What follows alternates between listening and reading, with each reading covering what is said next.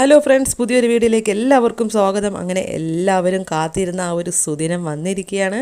നമ്മുടെ ദേവയാനി നയനയുടെ ആ ഒരു കാര്യങ്ങളൊക്കെ തിരിച്ചറിയായിരിക്കും. നയനയാണ് തൻ്റെ ജീവൻ രക്ഷിച്ചതെന്ന് അറിയുന്ന നിമിഷം തന്നെയായിരിക്കും ഇനി നമ്മൾ കാണാൻ പോകുന്നത്. ദേവയാനി ആണെങ്കിലും നയനയുടെ ആ ഒരു വൈയാകിയും കാര്യങ്ങളൊക്കെ ഒന്ന് അമ്പലത്തിൽ പോയപ്പോൾ കണ്ടിട്ടുണ്ടായിരുന്നല്ലോ.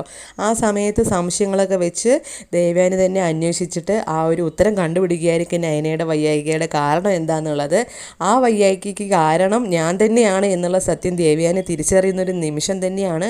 എന്നിട്ട് ദേവയാനി ആണെങ്കിലും പറയുന്നുണ്ട്, എനിക്കിപ്പോൾ ചെയ്തതിലൊക്കെ ഭയങ്കര സങ്കടമുണ്ട്, ഇനി എപ്പോഴും ഞാൻ നയനയ്ക്ക് താഴെ തന്നെ ആയിരിക്കും, എന്തൊക്കെ ഞാൻ ഇനി ചെയ്താലും എൻ്റെ ആ ഒരു കുറ്റബോധം ഒരിക്കലും മാറില്ല എന്നൊക്കെ പറഞ്ഞിങ്ങനെ സങ്കടപ്പെട്ട് ഇങ്ങനെ സംസാരിക്കുന്നൊക്കെ ഉണ്ടാവും.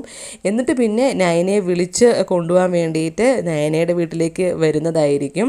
എന്നിട്ട് പിന്നെ നയനയാണെങ്കിലും ബാഗൊക്കെ പാക്ക് ചെയ്ത് ഇങ്ങനെ നിൽക്കുന്നുണ്ടാവും. എന്നിട്ട് പിന്നെ ഇറങ്ങുന്ന സമയത്ത് നമ്മുടെ ദേവയാനി ആണെങ്കിലും നയനയുടെ കൈ പിടിച്ച് ഇങ്ങനെ സഹായിച്ച് ഇറക്കിക്കൊണ്ട് ഇങ്ങനെ വരികയായിരിക്കും. ഇനി അതിഗംഭീരമായ എപ്പിസോഡ് തന്നെ ആയിരിക്കും. നമ്മളെല്ലാവരും കാത്തിരുന്ന ഒരു ദിവസങ്ങൾ തന്നെ ആയിരുന്നല്ലോ ഇതെല്ലാം. ദേവയാനി എല്ലാ സത്യം തിരിച്ചറിയണം, ആ കരൾ ദാനം ചെയ്തത് ആരാന്നുള്ള കാര്യമൊക്കെ അറിയണം എന്നുള്ള കാര്യങ്ങളൊക്കെ. അപ്പോൾ ഇനി വരുന്ന ഓരോ എപ്പിസോഡും അതിഗംഭീരം തന്നെ ആയിരിക്കും. അപ്പോൾ ഇനി ആ തറവാട്ടിലെത്തിക്കഴിഞ്ഞിട്ട് നടക്കാൻ പോകുന്ന കാര്യങ്ങളൊക്കെ എന്തായിരിക്കും എന്ന് നമുക്ക് കണ്ടു തന്നെ അറിയണം. എന്തൊക്കെ കാര്യങ്ങളൊക്കെ മാറ്റം വരുത്തും.